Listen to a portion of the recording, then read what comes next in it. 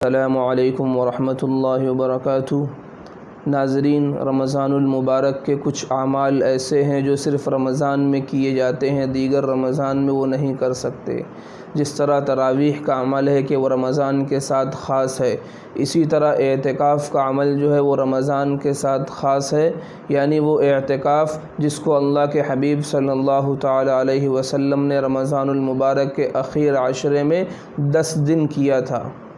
باقی اعتکاف پورے سال میں آپ کبھی بھی کر سکتے ہیں، لیکن وہ نفلی اعتکاف ہوگا۔ سنت اعتکاف جو ہے، سنت مؤکدہ جو اللہ کے حبیب صلی اللہ تعالی علیہ وسلم نے کیا تھا، وہ رمضان کے اخیر عشرے کا اعتکاف ہے، اور اللہ کے حبیب صلی اللہ تعالی علیہ وسلم نے پوری زندگی اس عمل کو کیا۔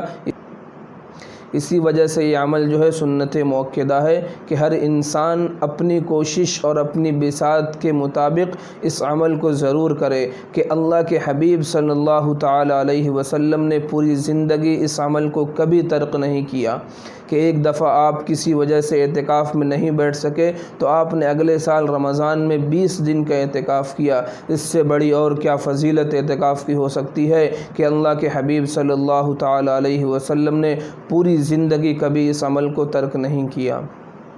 تو اعتکاف کی فضیلت میں اللہ کے حبیب صلی اللہ تعالی علیہ وسلم نے ایک حدیث میں ارشاد فرمایا کہ جو شخص رمضان المبارک کے مہینے میں اعتکاف کرتا ہے تو اس کے ایک دن کے اعتکاف کے بدلے میں اللہ اس کے درمیان اور جہنم کے درمیان 3 خندقیں قائم کر دیتا ہے، اور ایک خندق کے درمیان زمین و آسمان کے درمیان کا فاصلہ ہوتا ہے۔ ایک دن کے اعتکاف کی یہ فضیلت ہے کہ اللہ اس کے اور جہنم کے درمیان 3 خندقیں قائم کرتے ہیں۔ اب جو شخص 10 دن اعتکاف کرتا ہے تو اس کا کتنا ثواب ہوگا۔ اسی طرح حدیث میں آتا ہے کہ معتکف جو اعتکاف میں ہوتا ہے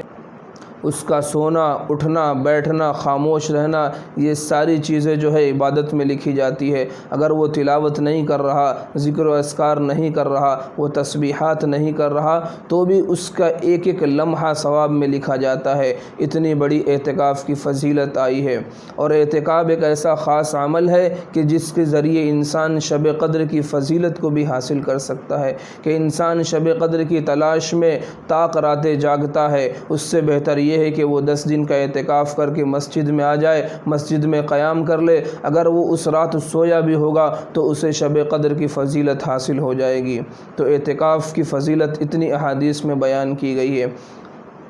اب اعتکاف کرنا کس طرح ہے اور اعتکاف کون کون لوگ کر سکتے ہیں، تو اس کے بارے میں کچھ میں آپ کے سامنے عرض کروں گا۔ تو ناظرین، جس طرح مرد حضرات مسجد میں اعتکاف کرتے ہیں، اسی طرح عورتیں، خواتین حضرات اپنے گھروں میں بھی اعتکاف کر سکتی ہے کہ مرد حضرات مسجد کے علاوہ باہر کہیں اعتکاف نہیں کر سکتے۔ وہ مسجد میں 10 دن کے اعتکاف کی نیت سے مسجد میں آ کر پڑاؤ ڈالے اور اپنا مختصر سا سامان لے کر مسجد میں آ جائے، اپنا مصلی یا اسی طرح اپنا بستر جو ہے وہ لا کر مسجد میں قیام کر لے، اور جس جگہ انہوں نے اعتکاف کی نیت کی ہے وہیں پر بیٹھے، وہیں پر اپنا قیام کرے، وہیں پر سوئے، اور وہیں پر ان کی سحری ہو، وہیں پر ان کا افطار ہو، بلا وجہ مسجد سے باہر نہ نکلے تاکہ ان کا اعتکاف خراب نہ ہو جائے۔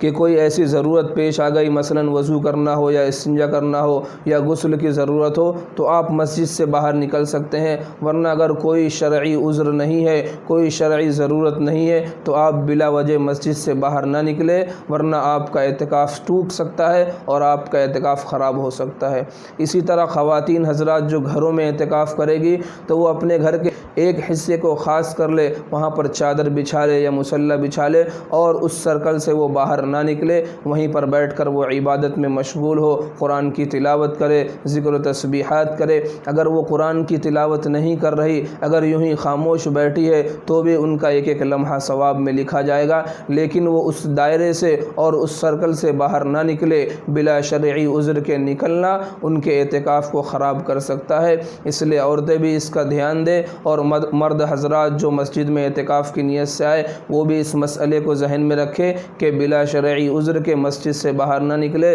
اسی طرح لغویات میں نہ لگے، موبائل پر اپنا وقت ضائع نہ کرے۔ ہم مسجد میں آئے ہیں تو اعتکاف کی نیت سے آئے ہیں، اعتکاف میں بیٹھ کر ہم اپنے اللہ کو راضی کرنے کی نیت سے آئے ہیں، اس لیے ہم زیادہ سے زیادہ اپنا وقت جو ہے